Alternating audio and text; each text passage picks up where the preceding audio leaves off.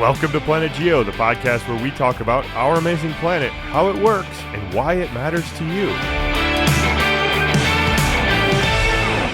Okay, we're on. Red light's blinking. Hold on, I'm not done clicking around, Jesse. You're not done clicking around, and you're not done sucking on that orange that you just literally inhaled. Are you hungry, Chris? You just smashed that orange. Jesse, nobody eats an orange because you're hungry. You just eat them because they're delicious. Okay. Fair enough. Well, let me tell you something, Chris. You just ate that orange like you were ravenous. So, well, I'm thirsty, so I have an orange in front of me. I have a big glass of water in front of me, and I have a beer in front of me. So I mean, you're just ready to podcast, man. I'm getting hydrated. You are ready to. That's a podcasting setup if I ever heard one. Speaking of which, you took a drink of something, and it's shocking. You took a drink of something called liquid death. Yeah. Well, I don't understand. That does not fit Jesse Reimink personality. Dr. Jesse does not drink liquid death. So this is some insight into me. This is liquid death, which is like, it's just water. It's carbonated water. But I saw it in the gas stations a bunch, and it's in like the energy drink section, which I do not like energy drinks at all. Like, have always hated energy drinks, but it's always in that section.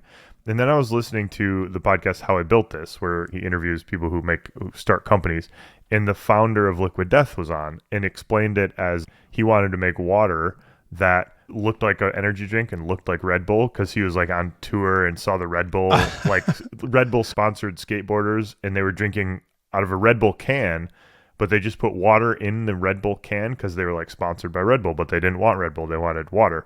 So he made this thing. Anyway, I was like, oh wow, that's interesting. So I decided to try Liquid Death water from the grocery store, from the energy drink section. Well, there you go. Now it all makes sense. The world came back together right there. There we go. That was a long story about that, but it does, I think it still fits the vibe. Carbonated water.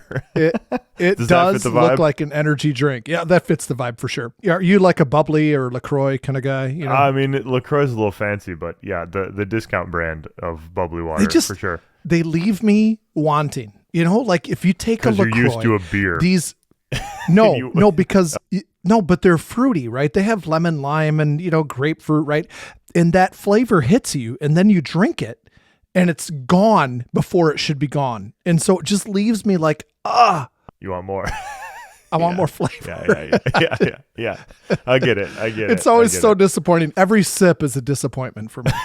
So I don't quite frame it that way, but I see what you mean. It is. I see your point. Yeah. It's like, this is going to be so good. Nope. It's not. Well, hopefully this episode is not like that, Chris. I think this episode is come on now. This is good, and it just keeps getting better and better and better, because this episode, you pitched this idea. This is, again, you're on fire right now. A couple of really good episode ideas. This is just field observations. We've both been out in the field. You did summer science, but you went to Iceland. I think that's probably where your most interesting observations, because that's a new place for you. I did field work up in northern Canada. I went along with some colleagues who had money to go to the Iceland Ice Complex, where I worked during my PhD. So it's kind of like going home for me in a way, academically and sort of geologically. So we went there and we did some stuff I hadn't done before. And so, I don't know, we're just going to talk about field observations, cool things you see in the field. And maybe, Chris, we could also talk about, I don't know, the thought process as you're working through new things you've seen in the field, or how you you know what I mean? Like how do you think about it? That's right. We kind of talked about that when we approached columnar joints. What would their thought process be? What questions would they have sitting there looking at these exotic, like atypical columnar joints? Yeah, and I think that would be useful maybe is to do these kind of things, but more from the expertise, like flip it. Instead of saying, here's a really common feature, the person who doesn't know anything about geology, how do they think about it? How about we are pretty good geologists who are seeing new stuff, new geological features. How do you approach new stuff as you're learning about it, or something like that? Kind of flip the script a little bit. So I'm curious, because one of your topics is stuff I've never seen before, and I'm guessing things you never saw. No, you have, though. You have. So you were just young. You've seen this. I was a baby. Yeah, you were just a baby. It was pre-doctor, pre-college Jesse Reimink. Creators of the Moon. We saw some of this stuff there. Okay. All right. Yeah, fair enough. We actually saw that on our field school, our field camp, the Penn State field camp, like 2 years ago that I went on at leading it. But we didn't. Craters of the Moon was just a side trip. Like it was a sort of a vacation. You didn't day spend for a the lot of students. time there, yeah. No, we just went. Yeah. It was like a tourist day for the students. There was no exercises. It was all just kind of like ooh and ah. So you're right, though. I have seen that. Well, hey, So- before we get into like everything, let's just a rundown of what we're going to talk about today. We're going to talk about lava inflation and the features that you typically or you might see when this kind of phenomenon happens. This is like a big lava flow field and the associated features with it. We're going to talk about fjords. So we're going to talk about those, why they're so beautiful and how they form and why they're significant and important. And then you're going to talk about some rocks that you saw in the Northwest Territories. What do you want to talk about with those a little bit? Yeah, I guess two things. Like one is sort of more philosophical. Just it really struck me that these rocks, the Acosta Gneiss complex, which I studied for many, many years, tons of people have studied for the last several decades, we still don't know a lot about them. Like there's some basic stuff we do not know. And it kind of struck me that if we don't know this basic stuff about these rocks, like, man, there's a lot of work to be done yet. So that was one. That was kind of, I don't know, theoretical, philosophical, something like that. You know, it's interesting because you were with Dr. Mike Ackerson from the Smithsonian, and it seems like Friend of every the time pod. we Friend talk of the about, pod. that's right. And we're going to get him on here again soon. We'll I have hope. to. Yeah, absolutely. Yes, we have to. But it seems like whenever you talk with him or about him, you talk about these things that we just don't know that we should know that seem so basic. It's you know, true. like Yeah. what is a magma chamber, you know, or how does granite form? You know, these things that That's a really good point. This is Yeah. elementary geology. Yeah. And Mike and I are nerds of the same ilk, you know, that worry about the same, you know, I don't know, what seem to be basic problems that are still problems. So that was one.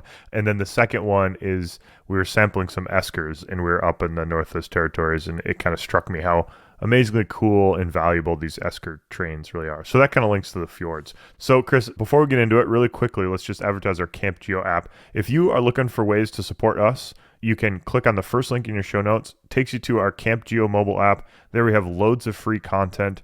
We have basically, Chris, your intro to geology class. It's a college level class you teach to high school students. My intro to geology at the Penn State level, the first class you take in a college level geology course or curriculum. We have that for free there, and we also have audiobooks you can purchase. So download the Camp Geo app in the first link in your show notes and leave us a rating and a review. If you see something you like, go ahead and purchase it. That helps support us. So Chris, why don't you take it away here and talk about, I've, like we said before, rarely seen these magma inflation features. Is that a good categorization for what you saw and what you want to talk about here? Yeah. The first thing that struck me, and I've seen these in 3 different places because I did my field work in New Mexico, and I saw these same kind of features there that we're going to talk about today. The Craters of the Moon has some of them. I don't know if they have all of the features I want to talk about. And then of course I just got back from Iceland, and it was towards the tail end of our trip, maybe the last week. We were on a 3-week trip. And the tail end of that trip, we just drove across this expansive lava flow, and you saw all these really interesting features to the point where Jenny sitting next to me is like, Chris, what's that? What's going on? And so we'd pull off and take a walk on the lava field and you know, just verify that, yup, that's what we're looking at. It was really, really cool stuff. So lava inflation. I don't know. I think the name is kind of intuitive. What, Jesse, you're not really familiar with this kind of stuff. Do you know anything, or what do you think lava inflation would be? Lava inflation or magma inflation? Lava inflation. Lava inflation. Yeah.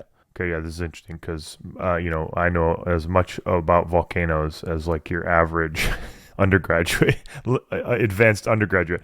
My guess would be that it's lava's flowing, the top gets crystallized, and is sort of solid, like think lava or Pohohe lava. The bottom is still flowing and liquid, and so it kind of flows up and down, and it's kind of like a river system with a solid top to it. Is that what we're talking about? Like the sort of topography exactly. that gets It's generated? exactly right. Okay. Think about think about a basaltic or mafic lava flow, which is going to be very thin and runny and low viscosity, and it has a solidified crust. It's out of the lava tube, and it's starting to sprawl and expand, right? And you get this solidified crust, but it's still being injected with fresh material. And so what happens, right? It has this solidified crust, and so it just inflates up toward the crust because that's the path of least resistance. Imagine a lava flow that's taken a big, deep breath. You know, how you take a deep breath and your chest expands and it heaves. And that's what's going on with lava inflation. I guess that's my best way of kind of simplifying this whole process. So two questions for you. One, what are the features that you saw that were related? How does this represent itself on the surface? Like, you're driving across this lava field. What is Jenny pointing out and saying, Chris, what's that? What are the features? What are the category of features maybe? So I want to start by talking about a feature that's called tumuli. Tumulus is the singular and tumuli is the plural version of this. It's spelled Tumulus for tumulus. These are prominent. They're fairly obvious because on top of this lava flow, this mafic lava flow, you have these like dome-shaped structures. I guess typically less than like 10 meters high or, 30 to 33 feet high at the most. We didn't see any that were that big. But when you have lava inflation, you have building pressure and it causes the lava flow to kind of buckle upwards, and molten magma can be squeezed out through these pipes or through fissures. That's how you get this tumuli. So think about like on top of a relatively flat lava flow, a domal structure, maybe 10 meters high at the most. And it just kind of looks like it was a pipe where lava extruded out of that dome. Okay, cool. Yeah. Does that make sense? Yep, totally. So it's this pressure building up. The lava then is finding the path of least resistance and it just exploits that. So what we saw in Iceland was this expansive, relatively flat lava flow with all of these domal structures on top of it. Okay, very cool. And how many? If you're sitting there in your car and you're looking out, how many are you seeing at one time? Man, that's dozens, a good question. Or like one or two? Oh yeah, dozens okay. to. They are all over, Jesse. In this one area. I mean, we did a drive and, it was a few hours long. We were going from one place to another and we probably saw hundreds. Oh, okay. Of Gotcha. these Cool. tumuli. Yeah. Oh, very cool. Yep. Okay. Yep. All right. Yeah. That's one. And then another feature that we came across were these, what are called inflation pits. Now, when I think of like an inflation pit, I don't know if the name is a good name because it's kind of like this. So if you have this lava flow that encounters an obstacle, the lava then gets squeezed around the obstacle, right? So it kind of like thickens in front of the obstacle and then gets thin around it. Does that make sense? Yeah. So here's what they look like. These inflation pits, they look like a collapsed lava tube, but they're not. Okay, so it's like this thinner area that cooled faster because the lava was being kind of squeezed around an obstacle in its way.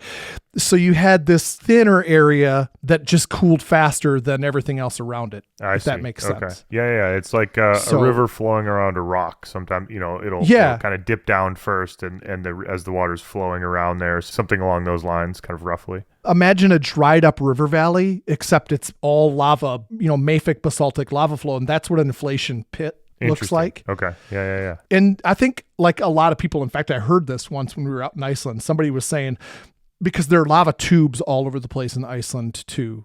Somebody was saying, I think that this is a collapsed lava tube and it's not. I can see where somebody would make that deduction. It does look like that. Yeah. Interesting. Okay, cool. And then the other thing that we saw tons of were these inflation clefts. And this is where you kind of get this inflation builds the pressure up below. And you get this kind of ridge that cracks on the top like a fissure. And those, to me anyway, resemble, because they're kind of like the long and skinny shaped, that's why they're called inflation clefts. They resemble a lava tube. But again, they're not. They're not. Okay, because they're not hollow inside. They're not hollow inside. Cave. Absolutely. This was a part of a relatively flat, very expansive lava flow that then inflated because of the solidified crust. So instead of getting the tumuli, you get not a dome, but a ridge that is split on the top. And those are called inflation clefts. And so we saw tons of those in Iceland on this trip, and like I said, I've seen them too in Craters of the Moon in Idaho, which is a very, very cool place and geologically very interesting. And then also in New Mexico. But probably not. I'm guessing, I've got so many questions now. Probably you haven't seen these on the same scale as what you saw in Iceland, I'm guessing. Would that be accurate? Like, are they just bigger or more prevalent in Iceland? Okay. So that's a very hard question to answer. And the reason is because we traveled so much in Iceland. I mean, the amount of driving that we did to get from place to place, we didn't do a lot of sleeping. We're like, our motto was we can sleep when we get home. And how's that so going, by we the just way? wanted to, it's going well. How's the sleeping when you're home? It's good, but I did tell you, we just got a new puppy. Yeah. Okay. Yeah. Okay. so last night was the first full night. Yeah. But now she's doing great. So it's hard for me to say because Craters of the Moon is big. That whole national monument is massive, but they don't have the infrastructure to traverse all this stuff in a way that I could do in Iceland. So I don't know how to answer it. It's a really good question, but my guess is not nearly as big. Yeah. Okay. Just because Iceland is. What was my other question? Oh, another question for you. Sort of back to our conversation earlier. What are you thinking? You've seen this stuff before. You're in a new place. Stuff always looks different in a new place. In a different place, they all look different. The same features will look different. How do you, I don't know, I'm trying to visualize the conversation. How do you start to think about it? What is going through your mind when either Jenny asks you, Chris, what is this? Or you're just driving and you're like, oh, that's obviously something I need to, spend some time thinking about. How are you parsing through this? I'm parsing through it by most of the time I know what I'm going to see before I see it, because I've done my research before I got there. And so I'm so different than you in that I learned the geology and then I go see it. And so I'm relying upon what other people have done, if that makes sense, And so how does that work with your terrible memory? Do you get there and you're like, oh, I forgot I read about this, but I don't remember what they said? I don't know if that's a fair statement. I don't know if that has happened, but Google's a wonderful thing. So. That's true. Yeah. Okay. Fair enough. But more like, okay, maybe stuff that I'm sure you saw stuff that you didn't know. So if you come across something or Jenny asks you something, it's not obvious. What do you, I think our listeners would really find this conversation valuable. Like, okay, you know what you're supposed to be seeing, but it doesn't really match. How do you work through it to explain it to your wife, who's very smart and very curious, but not a geologist? So I know exactly what you're talking about because I can think of a couple of specific situations when we were backpacking on day one. And give us one. We had traversed. Walk us through those. This would be really interesting. Walk us through one of those. That'd be great, I think. So Iceland has rhyolitic lava activity in addition to some andesitic and a lot of mafic stuff, right? We talked about that, I think, during the summer on our summer break, if you will. We had an episode that we preloaded. So we were hiking across this and I came across a rock that I didn't readily know, oh my gosh, that's what this is, right? It wasn't just that's rhyolite or that's obsidian. We saw tons of obsidian too in the highlands. And I pick it up and look at what kind of rock is it? I had to literally take a step back and think about what kind of rock am I dealing with here? Is this igneous? Is this sedimentary? It's not metamorphic, but is it igneous or sedimentary? And to be honest with you, it looked sedimentary. There were a couple reasons for that. One is there were some lahar deposits that we came across. That was confusing for a minute. Does that make sense? You just don't expect to see that. You got these massive mountain peaks around you. In addition to the lahar deposits, you also had some volcanic breccia that was there. These are not common rocks. Not common anywhere, and maybe unexpected in Iceland too. So you come across these, and I think you just have to kind of take a step back and say, all right, what can I see in this rock? First of all, what kind is it? Let's get that out of the way and then go from there. So start really, really broad and then try to narrow it down from there. And just, process of elimination is important. No, what'd you end on? I mean, do you think you're confident in your ending evaluation or decision? Well, we definitely came across some lahar deposits. We definitely saw some breccia some volcanic breccia, not sedimentary breccia, which is maybe the more common kind of breccia. And then also, we came across some ignimbrites and other more obscure kind of igneous things. But I was able to kind of draw upon, this is rhyolitic volcanism, and what are some of the things that you can get with rhyolitic volcanism? I mean, these are massive peaks, Jesse. I mean, it's so impressive. But I have not, to be honest with you, have not done any further looking into what we saw. And this is obscure areas. I mean, we're backpacking here. So this is, you have to be 1 or 2 days away from any kind of civilization at all. So they've been mapped maybe once by a geologist or maybe twice, Maybe. These are areas that right. Geologists have walked across, but maybe not that specific outcrop or something. These are not well-traveled areas with road signs explaining the geology. Kind of similar to your area that you go to in the Northwest Territories is there aren't a lot of boots that traverse that on a year-to-year basis. Yeah, that's right. So, I mean, just a couple thoughts. I think that's exactly the right way to go about it. I think if people have a flaw in their thinking, I think they start from a place of like fantastic discovery. If you find a piece of mica, a little flake of mica, you think it's gold. You don't think it's mica. Your mind goes to the most fantastic version of the story that you could possibly, instead of like starting, as you said, very broad and then narrow down in a kind of a conservative manner. What's the simplest explanation? What's the most reasonable explanation for what I'm seeing? I've got let's say, I don't know, you've got a volcanic breccia in your hand. You're thinking, holy crap, is this a sedimentary breccia? Like, that'd be amazing to find on Iceland and so weird. If your answer is it's so weird, maybe you should kind of set that one aside and say fantastic discoveries require fantastic evidence. And I don't have that yet. So kind of work from the simplest thing forward. That sounds totally reasonable to me, but it is hard. Like even somebody who is an amazing geologist in the Northwest Territories of Canada would not be able to go to Iceland and pick it up super easily because the rock types are different. The geology is so totally different. It takes a while to get tuned in to specific regions, and the rock types in that region. So hence, this is why geologists become specialized in certain rocks and certain areas and certain, mapping types. So that's right. There were other times when we would just see strange stuff and we're driving down the road, let's say, and Jenny would say, Chris, what's that? I have no idea. When I'm not really familiar with an area that I haven't been to again and again and again and again, I can't do roadside geology at 75 miles an hour. I'm not that good. I don't know. If you really want to know, then we got to stop and we got to get out and we got to go look. And maybe I can tell you something about what we're looking at. Maybe not though. You can make a more educated guess than the average person, but also no guarantee it's right. It's an educated guess still the same. So yeah, I think that maybe that's a good transition point, Chris, to the first thing that stuck out to me when we talked about, okay, field observations. What observations do you make in the field?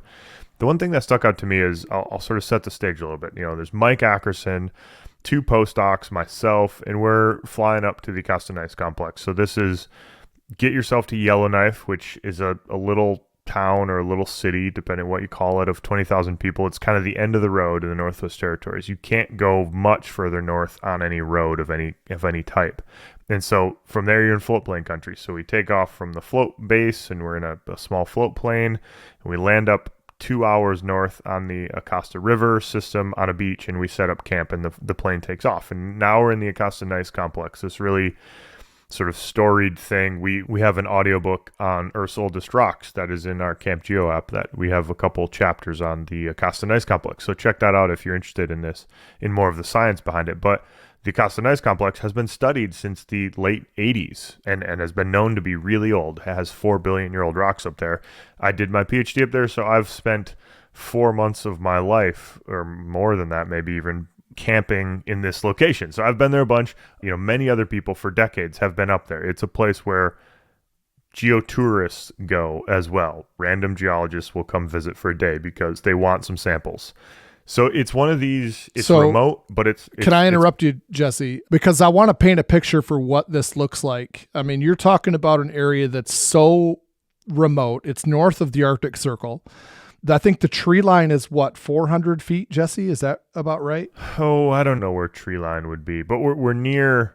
There's not much elevation gain. I mean, there's not much elevation change. I mean, there are hills, what I would call big hills, or here in Pennsylvania, we'd call them mountains, but low hills around. Yeah.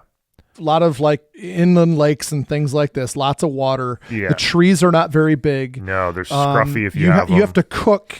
You have to cook in a different area than you sleep, right? Because the brown bears and so on. Do you carry bear bangers with you and things like bear that bangers too, and bear spray on you all the time, even if you're just walking around camp. So yeah, it's that kind of thing. It's very flat. It's like Montana on steroids. That sort of big sky feeling, because the trees are really scruffy. Once you get up into we're right on the edge of what's called the Barrens, where you get into the Barrens, there's no trees and there's very little vegetation.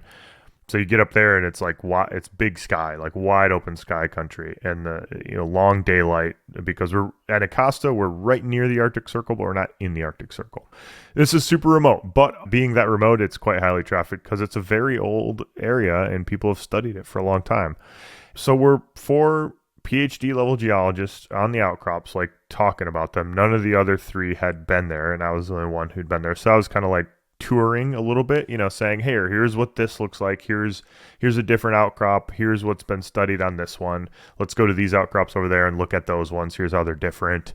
And what I took away from those conversations was, the other geologists with us were asking really reasonable first order questions. Like, what is the age of that little mafic area of the outcrop as compared to the other mafic unit on the other side of the outcrop? So walk to the other side of this, and an outcrop is maybe the size of a room in your house. So in that corner of your room, you've got a mafic rock. On the other corner of your room, you've got another mafic rock. What are the ages? And the answer is, we don't know. We don't know. Do they cross-cut one another? We've talked about cross-cutting relations, and if something is cross-cutting another unit, it must be the youngest one, and then the other one's the older one. Cross-cutting relationships up here get really hard to actually tease apart because the rocks have been stretched. Think of like toothpaste. You've stretched them into kind of parallel paths, and it's hard to tell what's cross-cutting what, and you just can't work it out in the field. So those are really like first-order basic fundamental things that we don't know. And the answer was, we don't know. And so we're having this conversation in a place that's had 50 years of high level research done on it, and there's a lot we just don't understand. So I have a question about that. Then why can't you just knock off a sample of each of the metamorphic rocks and then take it back to your lab at Penn State and a radiometric date them? So that's a very good question. We could, for sure. But here's where it becomes like a cost-benefit analysis, which is, okay, we're up there. We've got these 2 rocks right next to each other. How much do I care? It's a really basic first-order thing, but the question is, how much do I care about the age difference there? Because we spent $30,000 at a minimum to get up here. With 4 people, it's probably more. Taking those samples back is going to cost us a bunch. Shipping it back, doing the geochemistry, doing the geochronology, it adds up pretty quick. So you got to care. That's got to be a really important question. And so part of it is that no one's really cared enough. There are some people who've gone in different outcrops, and said, okay, there's an outcrop over here. We're going to rip it apart and do all the detailed stuff on that particular outcrop.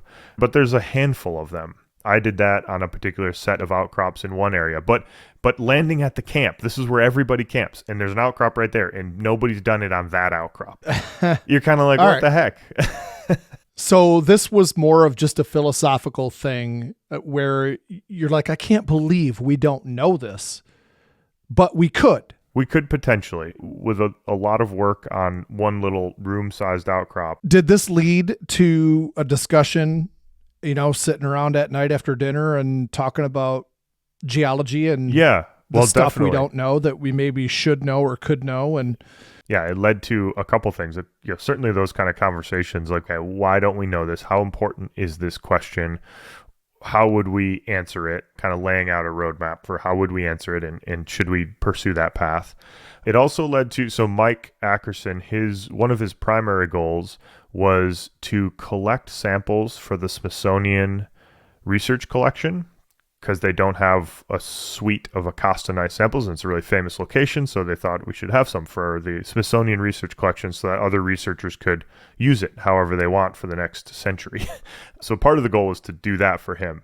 And he had a really cool idea, which was, you're visualizing it, we're on this beach. It's maybe a couple 100 meters, several football fields long, this beach on an island. And then you're looking out, and this beach is on the interior of a bay. And on the right side and on the left side in particular, is a series of cliffs. I mean, they're low cliffs. They're not more than 100 feet tall. But right along the water, there's these cliffs, and you kind of walk around. And those are kind of the discovery ones. So Mike's idea, the rocks are kind of, you look at the cliff, they're tipping into the ground away from you. They're kind of tipping up and to the right, and then also back down into the ground past you. So the rock layers are dipping away from sitting on the beach. And Mike's idea, which is a really good one, was to take the boat, we had a little inflatable Zodiac boat, and just collect a sample every 5 feet along that whole peninsula. And you kind of end up getting, because the rocks are dipping away from you, as you go along there, you'd kind of end up getting kind of like a drill core through the sequence. So you're getting younger and younger and younger rocks as you go further. Or these are layered and tilted, so it's not entirely clear which way's up, but it's you would get different ages as you go through. You get kind of an average, and you'd be able to do this detailed work if somebody wanted to. I mean, his goal was to sample for a collection, and if somebody wanted to do that type of work, they could, and wouldn't have to spend a bunch of money to get up to the Acosta Gneiss Complex. So something like that is a really, I think, great idea, like a really valuable sample set to have and to generate being at the Smithsonian. So it's one of these like lessons that I think it'll go with me, this lesson or this sort of idea of just how hard it is to extract a lot of information from rocks. It can be difficult. Okay, all right. That's a really interesting point, because I think, how many times have I picked up a rock and just been blown away by what that rock tells me in 10 seconds? It's an incredible amount of information, right? What a story that's locked up in that rock. And now you're saying kind of just the opposite, which I find to be really interesting. Yeah, I think, okay, let's maybe tease that apart. I think it's probably really easy to be 50% confident. You know what I mean? Like, it's really easy to say, this is a shale, so it means this broadly about the Earth at this point in time. I think it's really hard to get to 100. It's like nearly impossible to get to 100% confidence and say, this is a shale with this particular sequence of fossils in it, or this particular, like, I don't know, depositional setting, and really paint a very, very specific picture. So it gets harder the closer you get to 100% information. And in the case of the Acosta Gneiss Complex up here, because you have to do geochronology and all this stuff, it gets really hard to get over 50% of the information out of the rock. So it's easy to point to it and say, that's got to be old. That's pretty old because it's metamorphosed multiple times and it's really deformed and it's sitting in this old terrain. So it's easy to say, that's a pretty old rock, which is a lot of information out of it. But it's hard to get to that really certain area. I don't know. That's just a off the cuff. That's interesting. So you said it's really easy to be 50% confident. You know, you got a little long-winded there. And while you were doing that, I just looked up the Lahar deposits. I just looked up the Lahar deposits in Iceland. There are two fairly prominent Lahar deposits in Iceland, and both of them, we traversed them when we went on the Lagavegr Trail backpacking. One is a volcano called Hekla. It's like 3,900 years ago. And then, of course, the other one, I'm going to really butcher this because it's Icelandic. Eyjafjallajökull. That's horrible. But anyway, the volcano that erupted in 2010 disrupted travels in Europe and so on. Well, there you go. So we traversed both of those, I think. That's a really good way of putting it. It's easy to be 50% confident, you know?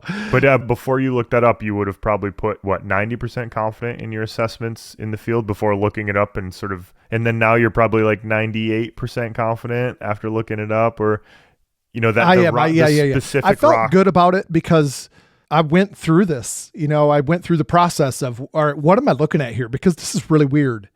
So I went through that kind of mental process of, all right, process of elimination, keep it big, work small, keep going smaller.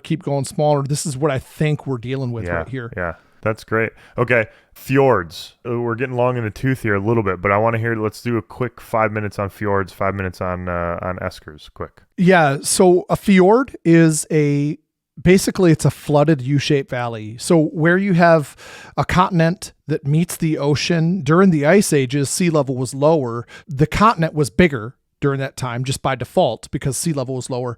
Glaciers then had further to go to get to the oceans. When the glaciers melt, the climate warms up, glaciers melt, sea level rises, and it floods those U-shaped valleys, and those are called fjords. So you have this really long finger of oceanic water that reaches up into the continent that's surrounded by a land peninsula on each side of it. And really, they are steep-sided. I mean, U-shaped valley, you're talking about steep-sided erosion, really deep cliffs diving right into the... I mean, the visual I always think of is if you just picture Norway in your head, any photo you've seen of Norway, that's probably what a photo of Norway is like steep-sided things diving into water. That's so cool. Jesse, we spent a lot of time on the peninsulas around the fjords, driving up to the end of the peninsula and around again and crossing over the mountains and so on. A lot of time doing this. And because in Iceland, you can disperse camp. And so basically, as long as you're not on like private property or farmland and, you can just camp. And so, Jesse, the views that we camped at, because we would just drive and be like, I don't want to go any further right now. This is too beautiful for me. And we would just stop right there and either pitch a tent or car camp. And it was just amazing. And so we did that almost always on a beautiful fjord. I mean, so pretty. That's just so cool. We also, this is where in one of the fjords, we saw puffins. Jenny had to see the puffins, and I'm really glad we did because we were able to get so close to them, like literally 2 feet away from puffins. Like they were just all over the place. At this same place in the fjord, we saw 3 humpback whales. So Whoa, that was really, really close. We walked out onto a rock outcrop, and I looked down. I'm like, oh my gosh, Jenny, there's a whale right there. And sure enough, it was just so I'd never seen that before, and so that part of the biology excited me. Yeah, as it should. Despite our, sort of disrespect in some ways for biology, that should excite you. That's a good one. I mean, that's cool. Fjords are just spectacular. You had some glacial features too, right? So we're up in still on the continent, obviously, but we're dealing mostly with erosional features in the glaciers. Well, it's scraped the land clear and flat, but then we have as the glacier retreated, you have these depositional features. And we were interested in sampling eskers because eskers are really good at sampling the rocks upstream of the glacial field. So in the Acosta area, the eskers are flowing east to west because the glacier was flowing east to west there. Let's set the stage on what an esker is, Jesse. Oh, yeah. Okay. So esker it's a landscape feature. And when you see, it's basically a long, low hill or ridge of sand and gravel. And it's a depositional feature. Yep. It's a stream that was coming out of a glacial front, so a continental scale glacier. As it's melting, the front edge of that glacier is melting out. And as it's melting, it's producing water. That water's got to go somewhere. It aggregates into streams, a bunch of streams coming off the front of a glacier, and they will carry stuff with them and dump them out, and it'll dump out sediment. And that sediment ridge that's left behind is what's called the esker. And so there are That's right. So this is a stream that is on top of a glacier, or it's even within a glacier, within the vertical column of the glacier itself. But glaciers are dirty. They have lots of sediment in them. So these rivers are picking that sediment up. A river in a glacier or on a glacier has everything else that any other river has. It's got stream banks. It's got a stream bed. And basically then this sediment is sorted because it's deposited by running water, or just happens to be associated with ice. And as the glacier melts, it just kind of sets this stuff down on the glacial deposits that were deposited previously. That's exactly right. And these eskers, they're kind of winding. They're described as sinuous. They're winding, sinuous features on the landscape. They can go for hundreds of miles as a consistent esker system. However, there's a bit of debate about whether that was one continuous sort of glacial river segment or whether it kind of was broken apart. And we were interested in eskers because that sediment that is aggregating the eskers is really kind of formed from the basement, the bedrock that's exposed underneath the glacier upstream. So we're kind of using the eskers as a sort of a sampling tool to figure out what's upstream. So they're amazing features. And the way to think about this is you got a big glacier that's like kilometers thick. And then at the leading edge of it, it's melting out. That's where the glacier is melting. And so the river will form on the surface typically. And then it kind of runs down slope towards the nose of the glacier. And at the nose of the glacier, where it really starts to melt, it starts to break apart. The glacial ice breaks apart. And the river, as soon as it hits one of those fractures, will dive down to the base of the glacier. And that's where it starts to pick up the sediment. So it'll be like clear, perfect water that goes down a crack and then is running at the base of the glacier, picking up all the sediment and aggregating it. Anyway, eskers, we should do a whole episode on eskers, I think, because they're just amazingly cool. They're great tools for exploration. And if you go back and listen to our interview on the diamond mining, eskers were really, really instrumental in discovering the diamond deposits up in the Northwest Territories. And so Mike and I were in the float plane. We were going up to sample this esker system up in the Arctic Circle. We landed on this beautiful, amazing, huge lake that you could see 30 feet down, crystal clear water. It's just stunningly beautiful landscape up in the Barrens. We landed near an esker. And we're like, oh, we're going to go sample that esker. We park on a little rock slope, sort of outcrop dipping into the water, park the plane. We jump off, and Mike immediately goes, oh, this is a kimberlite. And kimberlite's this really rare rock that brings up diamonds. It's volcanic eruption that brings up diamonds from the deep mantle. And it's what, if you're looking for diamonds up there in the Northwest Territories or anywhere, you're looking for kimberlite pipes. And it's a totally rare rock. And he identified it like a snap. And I've seen kimberlite, but not like he has. He's seen the Smithsonian collection of kimberlites. And so it's just a rare rock that, Chris, if like you or I, if I wasn't with Mike or if I landed on it not knowing, it'd be easy to walk across this and think, oh, this is some weird breccia thing. But it's a kimberlite. We landed on a kimberlite. Is it an ultramafic rock? They're typically ultramafic, and they usually have these clasts in them, but they can be, this kimberlite was a relatively big one, several hundred meters to sort of a kilometer wide. It varied a ton. We were walking for maybe 100 meters along the shore, and it varied a ton. Just the type of the kimberlite material, it looked so different. It still looked like a breccia of some kind, but totally different across there. So they get Is that because it was the breccia part is because it was ripping stuff up from the walls as it came from deep down? It's ripping stuff up. The magma itself is pretty limited amount, and it just brings up everything with it. And it turns out that we had landed on a kimberlite pipe or very near one, and De Beers had looked for diamonds around there. There's an old De Beers camp, exploration camp, a couple miles from where we landed that we flew over on the way back. We're like, oh, that's a De Beers camp. Okay, that's the one that was on the map. Anyway, so two things. It was an amazing experience sampling eskers in the Arctic. Beautiful day, beautiful weather, like landed there. It's just stunningly cool to think about these esker systems, how they're working, the continental scale glaciers that deposited them, and also how valuable they were for the diamond prospecting and any sort of economic mineral prospecting as a tool. And then we landed on the kimberlite. The other thing that struck me was we landed on the kimberlite, and Mike immediately could identify it. And I took a little bit because he's, again, seen the rock collection, the Smithsonian kimberlite collection, which is a great way to get your eye tuned in. So even really good, really practiced geologists, you got to tune your eye into the rocks that you're looking for or looking at, because they're not entirely obvious without that. So especially these kind of rare rock types that we've been talking about. It speaks to what I've said before, but the best geologist is the geologist that's seen the most rocks. It's true. It's true. And worked through this process. There's some truth to it. Yeah. It's definitely true.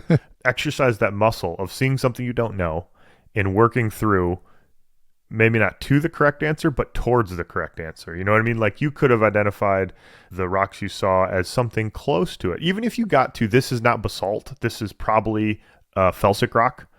You're going in the right direction at least, right? And you got to do that over and over and over. And then the closer you get to the right answer in a new area when you're coming across something new.